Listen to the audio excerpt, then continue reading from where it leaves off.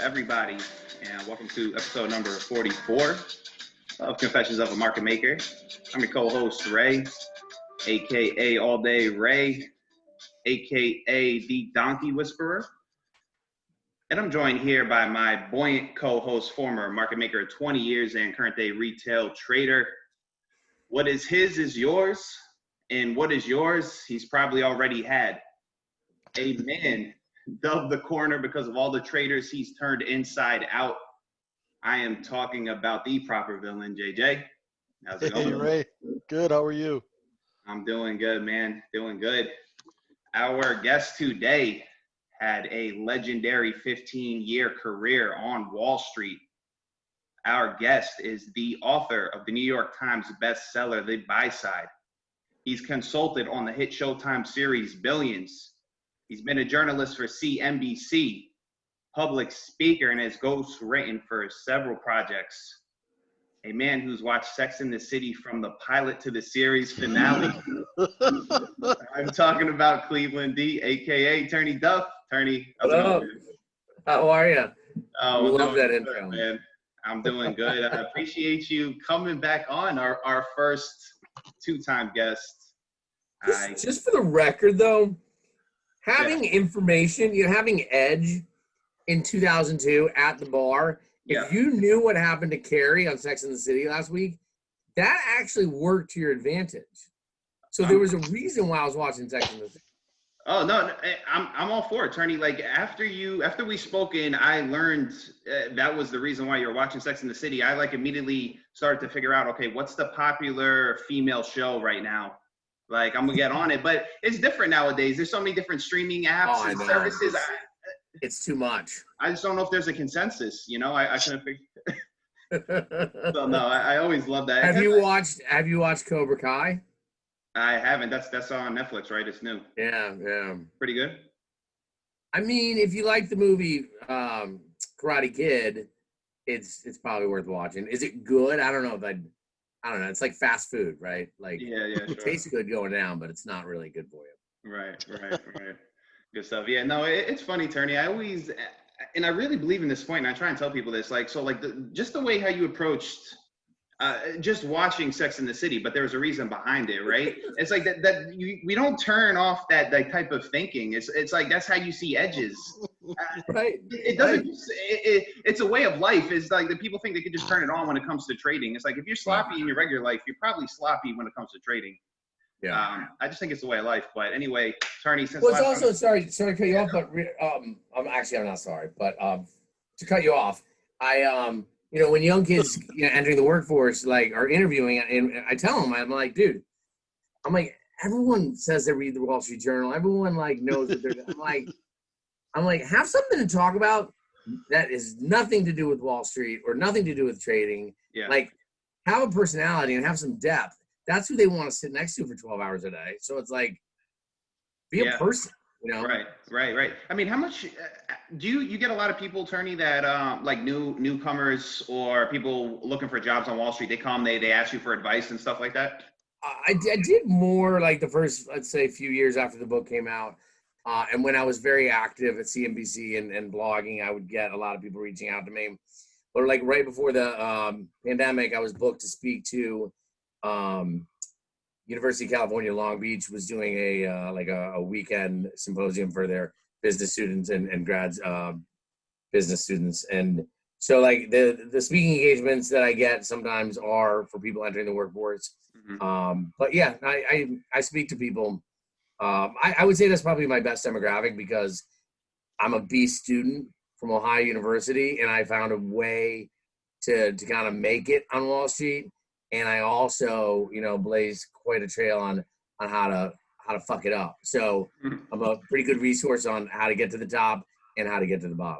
Yeah, for sure. I always like talking and asking different guests about the cultural, or at least perceived, or what people think is a cultural shift and kind of what it was like during your day to what it is now. What's your take on that? Just the biggest difference, because I still have a lot of friends in the business, and I, from when I was working on Billions, I've got my pulse on, kind of the industry a little bit.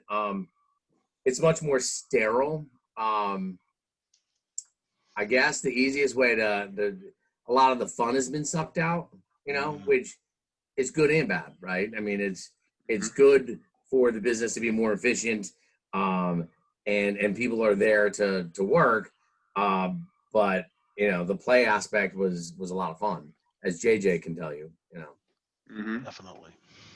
Yeah. Like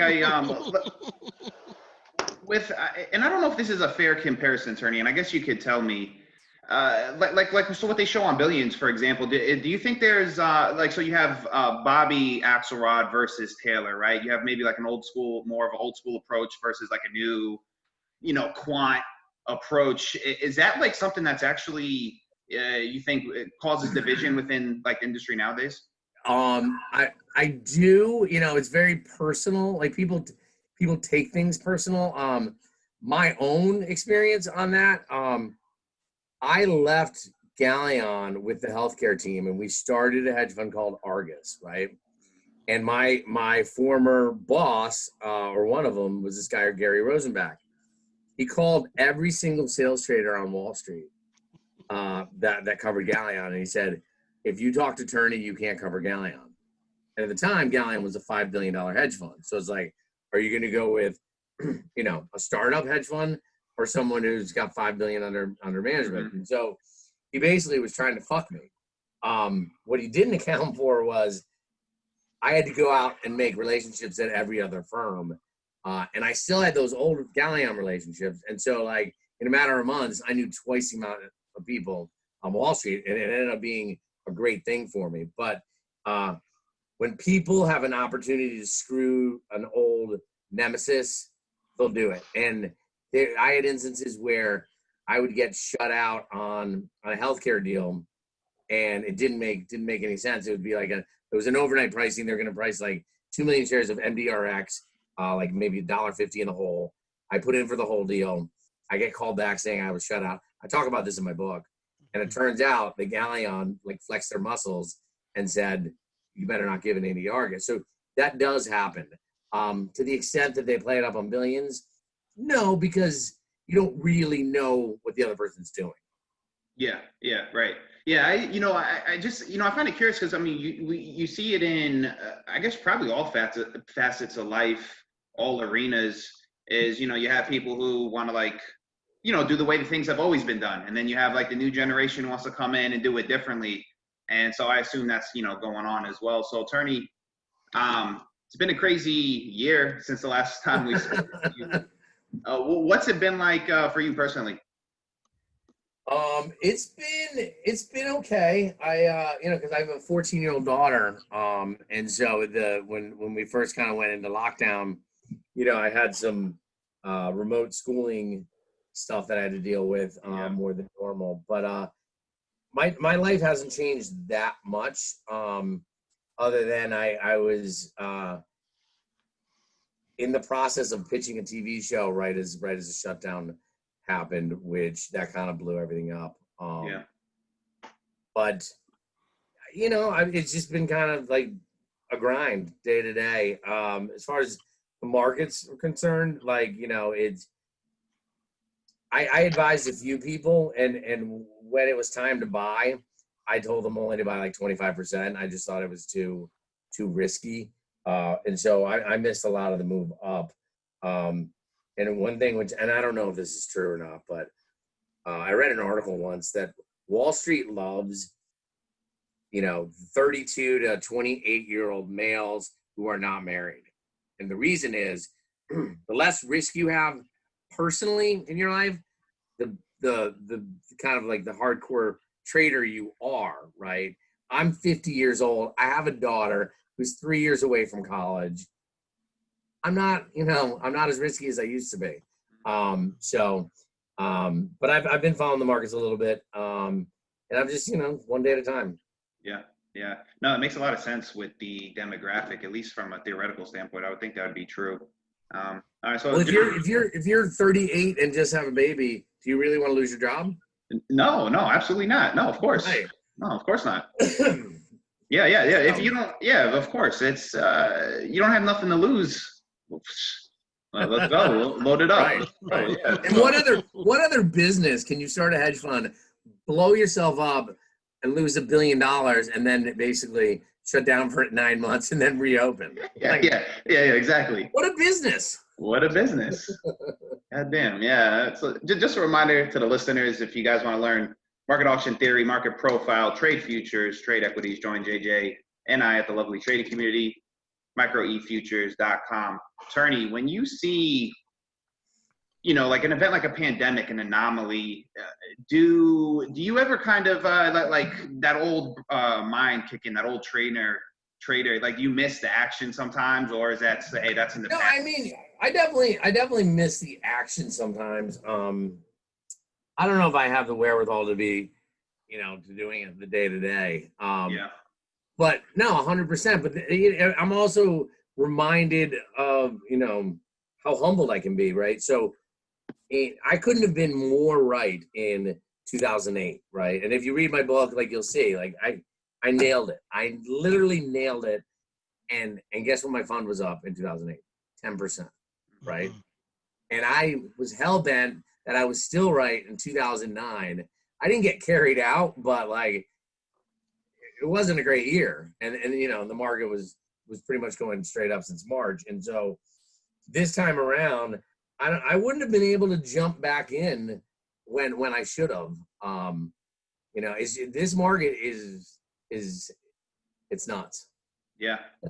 Yeah, and Wait, I'm sorry, this just totally popped in my head. And maybe you can answer how you want. Dave, what's his name? Portnoy? Are you a buyer or a seller? Of him? Yeah.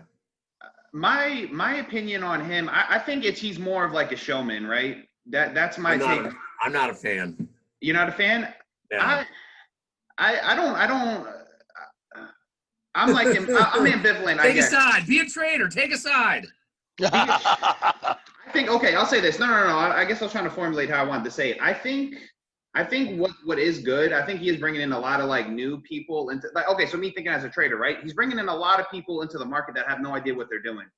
So I think that's good, and everyone wants to come in and like attack him. It's like I made an analogy, right? Like you don't tell the fish he's a fish at the poker table. Right. Let him keep doing that. Let him bring in some fresh new money into the market. It's food. He's bringing in food. That's my. I hear you. All right. But I don't think he's as like dumb I think he's playing it up. Like he's just being showman about it. That's my opinion. I don't know. What do you think, Jay? All right. I like your answer. I honestly, I love guys like this because what they are, they're like fishermen. They just keep bringing us food, Because for me, now I'm teaching retail traders how not to be food. But, for me, before I was like, oh, dollar volume. When I look at a deal, I go, oh, it traded $300 million worth of paper. I could have been 30% of that and, sold, 30% into that volume and they wouldn't have even known I'm there. Okay, well, how about this, JJ? How do you feel about an app like Robinhood that will let like a 17-year-old over leverage and then commit suicide? Dude, I think, man, that was a horrible story. Messed up, right? I've had, my last friend who committed suicide was a market maker, and that was 2017. Wow. So I've had 12 buddies take their own lives in this. Oh my God. I'm so sorry. One of them, we were doing a short squeeze. The SEC halted the stock. He had everybody in it, put a gun to his head. Oh. So, I've been through this, and it's just, this is the thing about this market, man. People, it looks so easy. It's like shopping on Amazon, click, click, click, but there is a cost. Right. This market, it's, and I don't mean to scare people away, but when you're putting money on the line and you're messing around and you don't know what you're doing, and they do let people play a little too much, without knowing the risks. And in the old days, when you called your broker to make a trade, he'd be like, what are you, an idiot? Right? You don't have that checks and balances anymore. Right. No, you're so right. Well, Yeah, no, you're 100% right. Because I started off at Morgan Stanley PCS, so it was like, high-end retail. And you're so right. Like, they sometimes would get talked out of things because it was just not smart. Yeah. But going like, sorry, like bringing this like in a sort of slightly different direction, but No, that's cool. so I've struggled with mental illness for a good portion of my adult life, and in the sweet spot, I was diagnosed with something called dysthymia, which is a low level, like low grade depression, and so nothing excited me. I lost the ability to get natural highs, and why that made me, a good trader is because I could lose $1 million, is like, or I could make $1 million. I'd be like, and I was able to keep that even keel because of mental illness, not because I had some superpower. No, I feel horrible about that kid. It's just, and every person I think who's worked in our industry, especially when they've gone through hard times, they've all had that moment, and it's that from Wall Street, and it sounded cheesy as hell in the 80s, but when you stare into the abyss and nothing stares back at you, right? Yeah. That's we've all had those moments.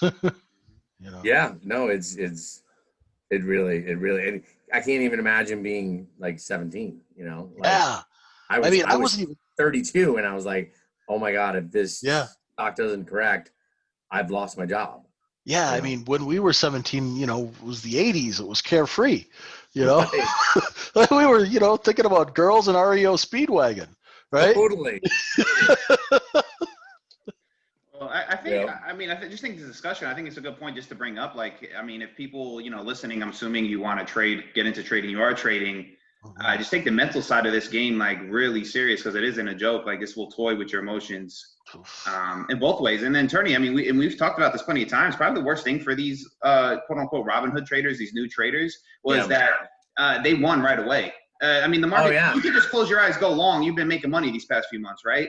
And so it creates that perception. They know what they're doing. Oh, it's easy. And like, that's totally it's the worst thing for people. No, that's a great point. That's just going to make it worse. Yeah, it's just going to make it worse. Yeah. And so, I remember, so I have a buddy who, I should maybe get him to come on. He, he's a financial planner, but he also is a professional blackjack counter. And so he wrote a book called The Blackjack Life, Nathaniel Tilden. And, I'm really good friends with him, talking to him a lot. And literally, as a blackjack counter, it's just discipline. If you can be disciplined, you can make money at doing it, right? And it's kind of like trading. If you're doing the right things and you're disciplined and you continue to work that discipline, you'll probably be successful. Absolutely. You definitely won't get carried out in a body bag, but it's kind of the same thing. Absolutely. And shout out to one of our former podcast guests, Michael Noss, and he's like a big proponent of this. He's like, win rate doesn't matter. Like, as far as like your trades go, right? Because if you're exercising good trade management, just win more on your winning trades than you lose on your losers. Right. You could be like a 25% winner and still be profitable. Really not to simplify things, but that'll clean up a lot of your problems. Just having discipline. I don't know if I shared this with you last time, but so when I was at Argus, I had $30 million just to play with on my own, right? And so I was killing it, like just knocking the cover off the ball. And my PM and the two head analysts pulled me into a conference room. And they're like, look, we want you to keep trading, but we want you to only trade names that aren't in the portfolio. And I was like, why? And they're like, because you're just picking the winners. And I was like, isn't that a good skill set? Like, isn't that, I can look at our portfolio and say, yes, no. Like, so I was basically, putting more money on our good bets and just killing it. Right. And they got pissed. Like, they're like, you're only picking the winners. I'm like, yeah. No shit. Yeah, no shit. Yeah. Turney, I wanted to ask you, because like this current climate we're in, and when I'm saying this, I'm not getting, like, I don't talk politics on the podcast, and I'm like not going to start today, but just as an observation, this current administration, and I think probably others would concur, they seem very apt to want to pump the stock market, right? Oh yeah, yes. It's fucking smoke and mirrors. And as a hedge fund trader, I would imagine these guys like this. I mean, what as someone who was a hedge fund guy, tell me what's the perception? I mean, to me, look, and again, I'll try not to make this political, but like, okay, so we had a good economy, right? Mm-hmm. Going into 2016, pretty good economy, and you're going to cut taxes, and then you're going to, basically get your own way and lower rates, and you're going to deregulate everything, and you're cheering, right? It's like no, like you save it for a rainy day, right? Like if you've got a strong economy, you don't need to be juicing it. And the thing that I get frustrated with is like people cheer like, oh, he got rid of regulations, right? I'm like, okay, well, smoking on an airplane, that's due to regulation. Like, so blindly cheering getting rid of regulation is it's not smart. So yeah, I'm a little nervous. I mean, it seems like it's puffed up, and this is the thing though. Like, if you're currently in the market, you kind of have to stay in the market, right?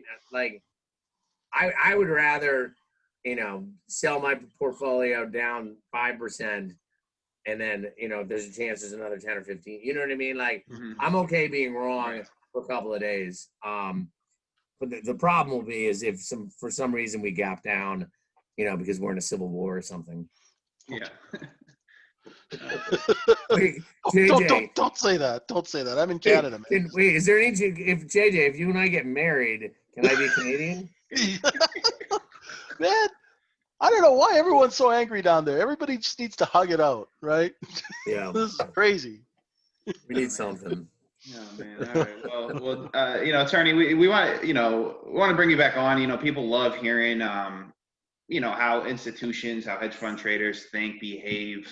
Because as retail traders, ourselves, we're at a sizable disadvantage, in the market. So knowing how players that move markets think and behave is valuable to us. JJ, I know you got some questions for him. Yeah, I mean, our room that we're teaching people, and I'm always telling them, fund managers, they have, like last year at Christmas time, the market kept going up higher and higher, and I'm like, well, these fast money guys, they're moving it up. Their bonuses depend on, what their numbers look like at the end of the year. Right. And they were like, really? I'm like, yeah, you gotta read the buy side, right? It tells you, right? I know there's a lot of like, salacious stuff in there, but he also tells you what's going on and how he's thinking and what he has to do to survive in the chair that he's sitting in, right? So, that all of that, the motivations that create the agenda, that create the order flow, right?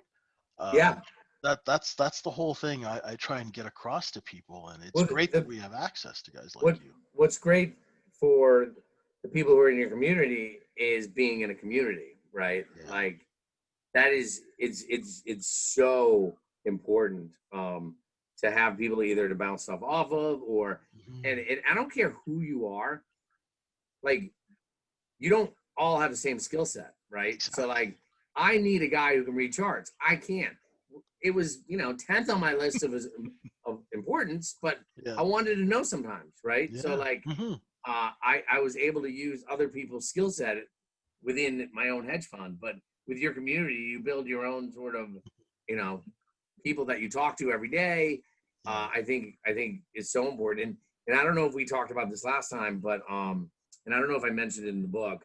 One of the things I used to do is I would take a little Post-it note when I would go around and talk to my analysts, like on a quiet Friday, and I would get their sort of unemotional, Yeah, input. I love it. That was in the book. Yeah, you put that in the book. Yeah. So they would basically be like, "Oh man, if Apple ever gets to this level, I'll back up the truck." Like, some 28-year-old is 180 pounds puffing out his chest. I was like, okay. And then 3 weeks later, it hits that level. I'm like, "What's up, dude? Are we buying 200 and 300?" And he'd be like, "Well, I'm like, has anything changed?" He's like, "No, but," I'm like, "Then we're buying it." Like, like, if you can take emotion out of it, you still got to do your homework and check the boxes and make sure if something fundamentally has changed, don't buy it, But if it's down because it's been a rough day in the market and it's a level that you have identified as wanting to own it. And this is the other thing. Sorry if I'm talking too much, but no, this is perfect. Keep going. But this is my attitude. Every single morning you walk in, all of those stocks in your portfolio, you are legitimately saying, I buy this stock at this level. You're every single morning, even though it's sort of metaphorically, you are buying every stock that is in your portfolio because you're willing to own it at that price. So like where you bought it, all these other like, well, I've only owned it for this, whatever it is. It's like, it's literally like buying it for the first time, I think, every single morning. And that's how you kind of should approach it. I'm sorry. So I'm rambling. No, that's perfect because I use that sticky note story all the time when markets sell off. They're like, well, why would they buy it here? Well, because this is an area that their analyst told them to. And that's they've looked at the order flow around that area. They know that there's no blocks coming out to hit them in the head, and, they're going to stand in there. I'm like, Turney used to take a sticky note and put it on his monitor. Right. Like, oh, okay. Right. So it's really, it's wonderful to see how you guys. Well, the other thing, so do most of the people you guys are talking to, do they hold positions or is it like much faster? Is it like mostly day trading, but there are people who do swings. Yeah. Because I was just gonna say, like, I used to see, some people, their favorite name would, let's say, get downgraded over at Lehman. Lehman's no longer, but and the stock would be down 2 points. They would try to sell it, because they thought it was going down 4 points. But I'm like, it's your favorite name. You should be jumping up and down saying, I get to buy more. Yeah. Right. So it's like, don't lose sight of what you're really trying to accomplish. Right. No, I think that's a good point, Turney, because I think that even applies to day trading too. So even you just take that same concept and you put it on a smaller time frame, right? Because people will go in with a thesis, it starts going against them right away. They get shaky. Oh, boom, out. When you didn't let it develop. Actually, you got to talk about keep your emotions in check, stick to the plan, let it go. Go ahead, James. No, that's very true. So we always talk about you guys are the other time frame, the people who buy and hold for a while. They initiate positions at certain levels and things like that. Now we're always trying to tell people, okay, this is initiative buying or this is just short covering, that sort of thing. So I just wanted to get into talk a little bit about the healthcare mafia and how did you just naturally end up? Did you were these guys that you had gone to school with or past jobs or? No, well, the healthcare mafia kind of, I guess, I was the ringleader, so I guess it developed because of me, but healthcare was that kind of industry where you better know the story, right? Like, it's not like trading IBM or, Netflix or whatever. Like, with healthcare, you kind of need to know the story. And so I started developing people, relationships with people who knew what they were talking about. And the sell side was okay. But what I found was that it was the other buy side traders who really kind of knew, the same thing that I did, but just different stocks. And so, and I teach my daughter this now, we live in a favor economy, right? So what is the best way for me to get people to do me a favor is by me doing them a favor first, right? So I talk about this in some of my speeches. I also believe in put getting fucked into the budget, right? If you put getting fucked into the budget, that will allow you to operate freely, knowing that some people are going to screw you, right? So I would go out and I would try to help other people and I would try to help them make money. The guys who just took all day, I stopped calling them. I stopped helping them, right? Yeah. But it was the guys who reciprocated and helped me that we all of a sudden started to build something, that was worthy. And so it was just a matter. It took years, right? But over time, I kind of had, 6, 7 people who all were in the healthcare industry. we all kind of had our own little specialty. Like one guy could tell me, what was going to be on the cover of Barron's the next day. And, I knew another guy who like kind of had it in at the FDA and so just the tentacles kind of, went far and wide. And then, if we were up against, let's say, a Fidelity or a Wellington who just, had zillion, shares to buy, we could be much quicker, and collectively we could move a stock, right? So there were times where we knew, let's say Fidelity was choking on, let's say, Express Scripts, ESRX. A few of us would get in there on our machines and start, kind of fucking with the price and just, fucking make them sweat it out, and then they'd choke, and then stock goes down, and then we buy all we can, and Thank you. it's fun. Yeah. See, thank you. I'm telling these guys, this is what these guys do, right? Those are just, those are like, business practices, right? And it's good for people to understand. I remember I was talking to the guys from Billions, and we were working on a scene, and they're like, well, what should he say here? And I said, oh, just buy it ugly. And they're like, what? I'm like, buy it ugly. And they're like, what does that mean? I'm like, I just assume everyone knows what it means. But basically, I'm telling the guy, get the stock as high as you can. I want a shitty execution price. Yeah.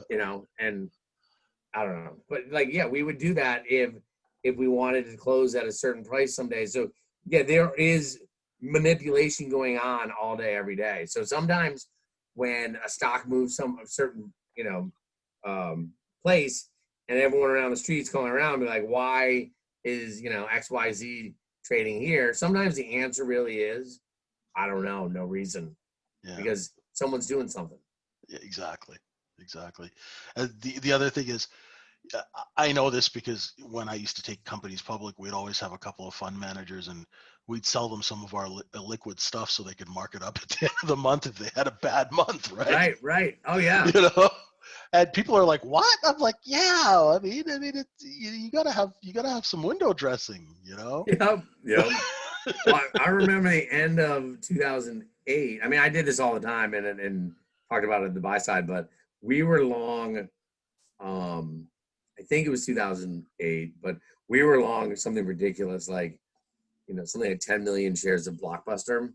Like embarrassing now, Netflix, but and it was like $3. It really wasn't that big of a bad.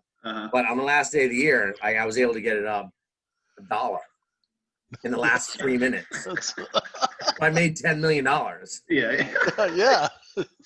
and it counted on our P&L for so. Yeah, that's great. That's always. I miss wonderful. Blockbuster. Well, because we see this, because Turney JJ like points this out, like live, like while we're trading and stuff, and he'll like at the end of the month, right, Jay? Like you'll be like, oh, they're gonna mark this shit up, watch, boom. Right. Time and time again, right? Because it's like you said, we're assuming they're just hey, just trying to make the books look good or whatever. Right. Yeah, especially like I don't know if it still happens like this, but like. I know hedge funds used to, sometimes it would be monthly, but usually it was a quarterly letter, right? And there are certain names you better have it in the portfolio, like because of whatever happened the last 3 months. And so there were times, like sometimes we were buying stuff up at the end of the quarter just so we could, tout the position in our quarterly letter, Right. So. Yeah, just and actually, one thing that people never really talk about. Now, I'm not sure where you were when you were at Argus. You probably probably spoke to clients more than when you were at Galleon. Yep. You mean investors? Investors, yeah. Yep. Tell us a little bit about what investors in a hedge fund are like and what they're like to deal with, so people kind of get a clue. I mean, it runs the gamut, right? It's interesting because like sometimes, like some 28-year-old would walk in and it was like low man on the totem pole was in charge for, allocating money. Like, and then other times it was the 60-year-old crusty white dude. But, it was, it was kind of a dog and pony show, and like, oh, here's Turney, our head trader and whatnot. But like many things, I kind of felt like 95% of them didn't really know shit. You know what I mean? Like they just had access to a lot of money. And it's constantly changing. So I was for the majority of my career, I was at a sectorized hedge fund, $1 billion hedge fund. But there was a time where people wanted, all these guys only focus on healthcare. I want, let's give them 50 million, and then we'll spread it around across the street. And then it kind of shifted to why do that? Why I'd rather just be at some macro hedge fund, and so that's constantly changing what they want and kind of like how you I don't know, am I getting off track? No, I wanted people, because I always get people who want to trade prop, who want to, they're young guys and girls who want, to be in this business. So they should kind of get an idea of what it's like dealing with OPM, other people's money. Right. You down with OPM? Turney, dealing with people who, like you said, 95% of the time they really don't know what's going on, right? They're just giving you guys money. I could assume like maybe sometimes that could cause problems. Maybe they're impatient. Maybe it's like they're not giving time for the 1,000%. Yeah, right. And typically, like, just the way the world works is usually it's that smaller client who's anal, who causes you 10 times the work as the guy who's got 100 million with you. But yeah, that's actually a skill set. Dealing with your investors, right? And the idea is to get to a certain point where you can turn down money, right? Where you can say, I don't need your money. And this is, and I don't, again, if I'm repeating myself, I apologize, but like, I know this is retail investors, so it's not the exact same thing, but one of the best things you can do, let's say as a sales trader, is turn down trades, right? And like I tell this story where this guy from Merrill Lynch, I call him up and said, hey man, I need to buy 1 million Biogen. And he's like, all right, hold on, I'll call you back. And he calls me back, he's whispering, he's like, hey man, he's like, my biotech trader's out today and the backup sucks. He's like, go away. So he hangs up. And I'm sitting there, and I'm like, at the time I was paying 6 cents a share, and I'm like, he just literally turned down $60,000. Exactly. Like, that's my guy. Yeah. Like, I trust him more than I trust anyone on the street. Yeah. And so when you look out for someone like that will last for years. Yeah, I found that too. Especially, I'd be sitting at a deal table, and the guy's ready to write a check for $5 million, and I'm he looks at me, and I kind of like wince, and right. Those guys have always become the best clients later on. Totally. It's like, you saved me that 5 sticks. Oh wow, thanks. It's so well, it just shows, and even if you're doing it as a con, like, it still works, right? But like, if I think that you're looking out for my best interests, that's all I need to know. Got to ask, in your dealings now, I know you've seen the episode of Billions with Frotty Anisman. Did you ever have to deal with a guy like that? Not quite like that. No. Was that the real sloppy guy that when they had to go to him for money, right? Yeah. Okay. Because Vancouver was full of guys like that. Well, it's I mean, it was a different era, but like when I was at Galleon, and even when I was at Argus, it was like we could be picky. Yeah. You know what I mean? So it didn't have to deal with too much bullshit, Speaking of Galleon, now Raj is Sri Lankan. I'm Sri Lankan, right? So what was he like to work for? Like, I know you read it in the book. Can you talk about it, or is it? Yeah, I can totally talk about it. Yeah. He was a giggler, like, and the way I described it was, when he would walk in, it was like the homecoming queen, and people were dropping rose petals in front of his feet. He was so sinister that he would smile and laugh at you right before, you know, slitting your throat. You know, like he was so charming and so like, you know, nice, and then he would just stab you in the eye. So, but yeah, he was slick. Let me just put it that way. Very slick. I always wondered because, you know, there's not many Sri Lankan fund managers around, so they were always curious. This is the thing, though. Like, if he didn't cheat so egregiously, he still would have been one of the best. He was sharp. Yeah, he would have been one of the best. He didn't need to cheat. He didn't need to. Yeah. Wow. Turney, he recently got released, correct? Yeah. Right. How long did he do? What, he did like a decade or so? So ironically, he was sentenced. This is kind of not a funny story, but I went down to Occupy Wall Street in, like, I don't know, maybe October of 2011. And I went down there and I kind of wore disguise because I was afraid, like, Wall Street people would see me. Because I wasn't going to I wasn't going there to be part of it. I was going to like check it out and see what, and I had written like half of my memoir at that point. And I'm sitting there and I'm at Occupy Wall Street in disguise, and I get a text on my BlackBerry because I hadn't gone to iPhone yet. And it says, Raj Rajaratnam sentenced to the largest sentencing in the history of Wall Street. And I'm looking at Occupy Wall Street and I'm looking at this text, and Paradigm, who was my first agent, like told me that I had to finish the book in order to sell it.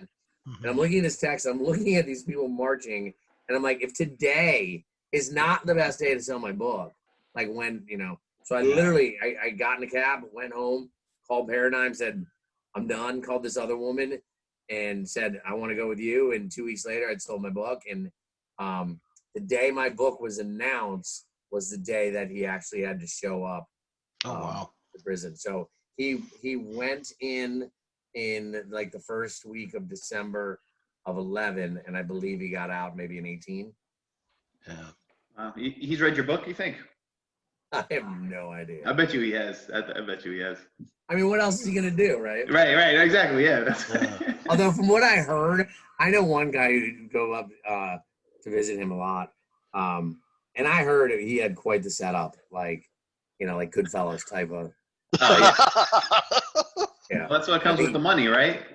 Yeah, I think he had a really good setup. Yeah, I'm sure. Like, he might even have a butler. I'm serious. I'm not even joking. I'm serious. That's nuts. And yeah. That's nuts. Turney, how long did the book take you from start to finish? Yeah. It actually took me, I would say, about 9 months. And that's, you know, working pretty much every day. I had to write, I wrote a shitty novel in the summer of 2010. And so I don't think, if I hadn't written that novel first, I wouldn't have been able to write the buy-side at the level that I did. So I had to write a book in order to write a book, if that makes sense. Yep. But yeah, it was about 9 months. It was completely my job. And I did it every single day, and I loved it. I loved every minute of it. Yeah, well, it came out phenomenal, and like Jay was saying, what I think is so good about your book, like what he's saying is like, okay, he tells people, read the buy side, you'll understand more what hedge funds, large institutions, but with that, it's funny too. We get your life, so I love like both angles of it. Yeah, man, it was a great, real enjoyable story. Jay, you still got some more questions, or should I? No, just one. Yeah. You know, I'll let you go. But have you ever? Because we used to do this all the time. You know, did you guys ever do pipes and convertibles on companies? And did you short the stock down before? A little bit. I had a buddy who his name was Scott Cohen, and he didn't invent pipes, but he was like the guy. Okay.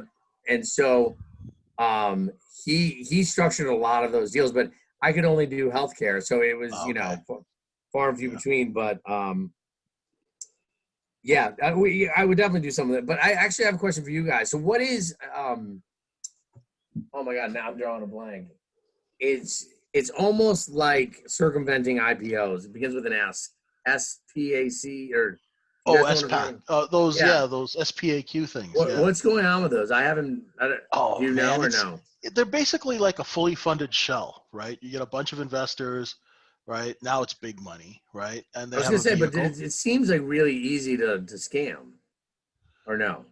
Well, no, these because now they've got like the big boys, like fund managers now have one, right? Okay, It's okay. like wanting to do your own deal, but it like in my deal, like I've done like 200 reverse mergers. Take a OTC shell or a Nasdaq shell and put a RTO, a company into it. Okay. That's pretty much what they're doing, Gotcha. just Gotcha. on a big scale. Right. Yeah. Oh, so I was going to tell you the margin call story. Oh yeah, the margin call story. So it's 2010. I just got out of my second rehab, and I'm living in this 6,000 square foot house. It's going into foreclosure, half furnished because my girlfriend's gone, my daughter's gone, the pets are gone, and I got really no access to money. And so a friend of a friend calls me up and is like, hey, this movie production is looking for a set for a big house. I was like, oh, perfect. I'm like, have them come to my house. And so they show up and they're like kind of doing a location scout, and I'm going through and I'm giving them the tour. And by the end of it, they kind of know my whole life story. And so at the end, the woman was like, look, she's like, I don't think your house is right for a movie, but I have a friend who's doing this movie called Margin Call and working on props. And, would you mind talking to her? I was like, yeah, no problem, whatever. So I call her up and we kind of go back and forth, and I'm telling her every single thing that she needs for a trading desk scene. And so, and then at the end, I said, look, there's one thing that is really, really, really important. She's like, what's that? I'm like, you have to have hot sauce on the trading desk. I'm like, literally every third desk needs hot sauce. She's like, why? I'm like, you put that shit on everything. I'm like, it has to be there. And so if you watch the movie Margin Call, and any scene that has a trading scene, you can find a bottle of hot sauce. And then my favorite moment of the whole movie, right about the midpoint, one of the younger analysts comes back with breakfast. Yep. And all of a sudden, the head guy's like, hey. Hey, he's like, oh, yeah. And he reaches, and he throws him some hot sauce. And I'm like, that's all because of me. Yeah. That's great. Is the one you just showed on camera, the Cholula, is that your go-to hot sauce? Yes. Oh, yes. It's everything. I have a question. What do you like better, Margin Call or Big Short? I'd have to say Big Short. Margin Call was okay. I don't know. Demi Moore as a risk management officer, just I hear you, but they're both great. They're both great. Good. They're both good movies. The best thing is when the guy calls up Deutsche and he goes, Deutsche, he goes, Will Emerson, he goes, fuck off, you limey prick. Click. that was like one of the most accurate things. Totally. Like, totally. fuck off, JJ, click. They did a great job in that. Yeah. All right. So what I've been doing lately on the podcast, Turney, I've been doing some like rapid fire / miscellaneous questions to get into. Jay, anything else for Turney before I jump into this? No. Groove with it. Speed round. All right, here we go. Favorite Billions set moment, or just Billions moment in general? Fake fight. Dollar Bill and Axe, fake fight. Yeah, how was that? You were there for the scene? Yeah. How was it? Yeah. Well, tell me about it. Phenomenal. It was. Yeah. No, I mean, it was just, I worked with the writer who wrote that episode, and I was like, yeah, if you have a fake fight that will spread on Wall Street like that, then Dollar Bill can turn around and tell those people who left, some inside information that's wrong, and get them back. Yeah. Shout out to Dollar Bill. We had him on. Great guy. Yeah, he cracked his rib. Yeah. Boxing. Yeah. He's a great guy. And Daniel, who you had on. Yeah, shout out to both of them. Yeah, shout out to both of them. They were both really nice, open guys, and that's what I get a vibe. Like you were saying beforehand, before we started, Just different vibe they have there. Yeah. Phenomenal. Okay, as a Cleveland sports fan, there's been some rumors circulating about Odell Beckham Jr. Any thoughts? And Okay, I guess we'll move where's on. the question? No. Any thoughts on these alleged rumors? I mean, look, dude, we're all into like different things, so like, don't judge. Right. You know, I mean, this isn't a fast answer, but when I was writing my book, there was a scene where I was with this escort, right? And so I called my friend Brian up, and I was like, "Yeah, hey, can you read this chapter?" He's like, "Yeah, whatever." And he goes, "Well, where did you find her?" And I was like, "Well, well, I was on this website called Eros, and like I searched mature." And he goes, "You have to put that in there." And I was like, "Hell no!" I'm like, "I don't want people knowing that." And he's like, "You have to." And so like I got the courage and I put it in there. And at that point, I realized, like, when you're writing a book, like, if you're honest, it'll show through. So, not that I'm into people shitting on me, like OBJ. No, I don't. I think it's total bullshit. I do too, yeah. I highly doubt it. Yeah, I highly doubt it as well. It's just it's so funny, right? Just him playing for the Browns. It's just Cleveland Steamer. yeah, a lot. It's set up for a lot of funny jokes. Yeah, it's a funny moment. All right, while we're on the Browns topic, over under on their win total this year, 8.5. Oh, over. They're gonna win 10. Yeah, you think so? Yeah. I like them for a bounce back year. I think a very talented roster. Offensive line's improved. They improved the offensive line. Yeah. They've got two of the best running backs, Nick Chubb and Kareem Hunt. Yeah. If they protect Baker Mayfield, they're gonna be tough to beat. I mean, it's really like the whole roster really talent up and down. We had a first year coach last year, which just wasn't terrible. running the right game plan for the players he had. So yeah, I think we'll see this year. I was reading some, like we were talking about even before the podcast too, as far as like analytics and things of that. I'm real into that. Right. As far as football wise, we're talking about with Baker. Baker excels off the play action. I think most quarterbacks actually do off the play action, and so there's a lot of speculation that's what the Browns are going to get back more to because the coaches are more. And especially if Chubb is ripping 8, 9, 10 yards of carry, play action works even better. Oh, of course. Do you you don't strike me as this, but do you venture into any gambling, sports, casino, things like that? I did, and it was getting close to my love of cocaine and alcohol. Yeah, sure. So I kind of I pulled back. Yeah, makes sense. Books you're currently reading? I just finished. It's a book called Sway. It comes out. It came out Tuesday, but I just finished it. It is the first book written by a child of a 9/11 survivor. So he was 9 years old when his father died, Cantor Fitzgerald, and then he ended up having some struggles with addiction, some family abuse, like really pretty fucked up story. He spent his entire life trying to figure out, did his dad jump? Did his dad die in the fire? So I literally just finished that book, Sway, Sway. It's great. Yeah, sounds like it. Wow, Sway. Okay. All right, Turney, who was someone who complimented you on your book or writing that you were like really taken back by? It was pretty cool to get a blurb from James Patterson because I didn't really know it was coming. And so when I found out that James Patterson read my book and liked it and blurbed it, it was pretty like, oh my God.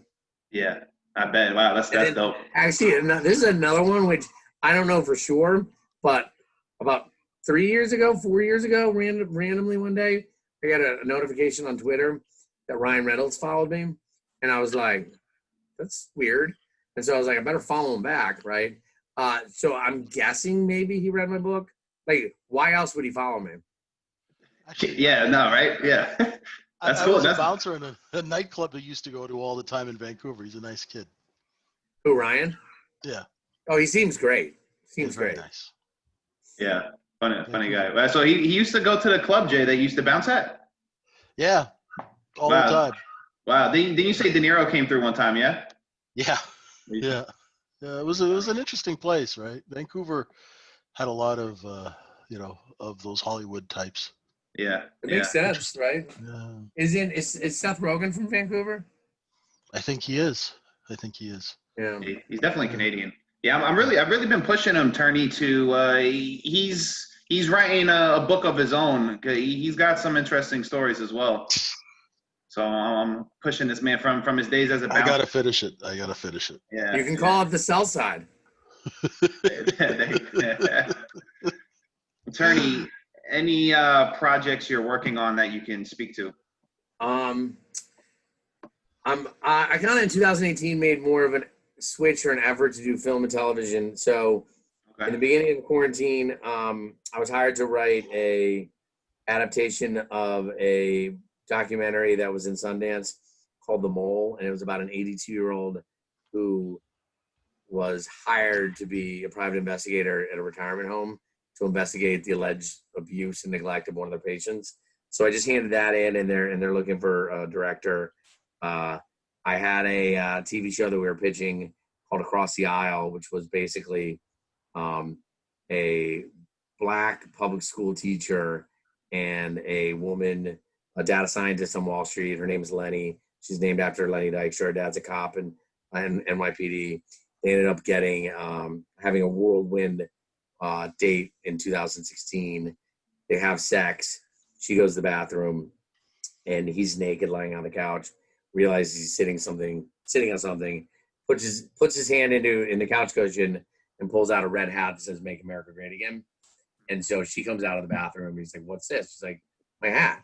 She's like, "You bought it?" And she's like, "Yeah." She's like, "With money?" So they get into this huge epic fight, and at the end of the pilot, it turns out she's pregnant. So it's about a Trump supporter and a very liberal guy having to co-parent. Oh. So haven't sold that yet, though. And then I'm working on a new show right now that we're getting ready to pitch. Excellent, exciting. Do you, for projects you think of, or writing, or TV, whatever you're getting into, do you try and keep it Wall Street, or like some tie into Wall Street, or are you trying to kind of get away from that now that this is like, you kind of in a new career, etc.? Yeah, I wouldn't say I try to get away from it, but I'm also not trying to make it my sole focus, right? Right. Mm-hmm. But I'll try to find something about me in almost all the characters that I write, so it's just easier to kind of get it out there, when I know the characters better. Yeah, sure. And I think that probably comes across better that way, I would imagine, as well, too. Yeah, it's more real personal. about it. Yeah. Right. Absolutely. All right, and that's it. That's the rapid fire right there. Yeah. So thank you for having me. Absolutely. That's going to conclude today's episode of Confessions of a Market Maker. If you guys enjoyed the show, please rate and review it for us. If you guys want to learn market auction theory, market profile, trade futures, trade equities, join JJ and I at microefutures.com. Turney, tell the people where they can find you. Anything else you want them to know? Just TurneyDuff.com if they want to look for more. I'm on Twitter, Facebook, you name it. And that's pretty much it. JJ, parting words. Great having you back on the show, brother. Thank you. Really appreciate it. And I like you're starting to look like Papa Hemingway there with the beard. You're settling right into it. It's beautiful. You know what, though? I got to tell you. So everyone's kind of growing a Corona beard. I've been shaving 2 or 3 times a week. So my normal look is much more scruffier than this. And so I love being Contra. And so I've started to shave twice a week, which is a lot for me. I'm due for one, though. It seems like a lot of Contra. It seems like a lot of good traders are that way. It's right. Definitely. I think so. Yeah, Attorney, I forgot to ask you that, during this whole pandemic, and I guess kind of now that I don't know if we're easing out of it or not, but how is it in New York? What's it? How's the climate right now? It's hard to find someone without a mask, which is great. Yeah. People are following the rules. I think we're down to like something like 0.6%. So the numbers are really solid. We had a really rough start, but I would say we're in good shape. The problem is, at least from my view, we're not out of the woods probably until next spring, right? So if you take your foot off the gas, Yeah. it can get ugly quick. So we'll see. Yeah. Yeah. I guess like any thought, like, I don't know, as being a speculator, a trader, I always like to think about future events. I mean, like just the societal impact this could have. I mean, any like thoughts to that? Like how long, people could be wearing masks for a long time. I don't know, maybe social distance. I don't know. Like, any idea, or no one really knows? Yeah, no, it's tough. Like the initial trades probably, had happened a long time ago. I think we need more dust to settle to kind of see, but there will 100% be some cultural shifts that we're not even kind of like thinking about right now. So I think the next 6 months, keep your eyes and ears open. And if you're noticing something different in your own personal life, you might be able to find a trade. Yeah. Yeah. And it's probably not a day trade. It's probably something, Yeah. And even if it's 550 shares and forget about it, like you're allowed to do that. Absolutely. Good stuff. Good stuff, Turney. Thanks again. Listeners, go out. If you have not read his book, go out and get it. It's phenomenal all around. If you want to learn more about institutions, if you want just a great read, a great memoir, go pick it up. So for Cleveland D, I'm Paulie Walnuts. He's the gorilla of House Street. You stop so.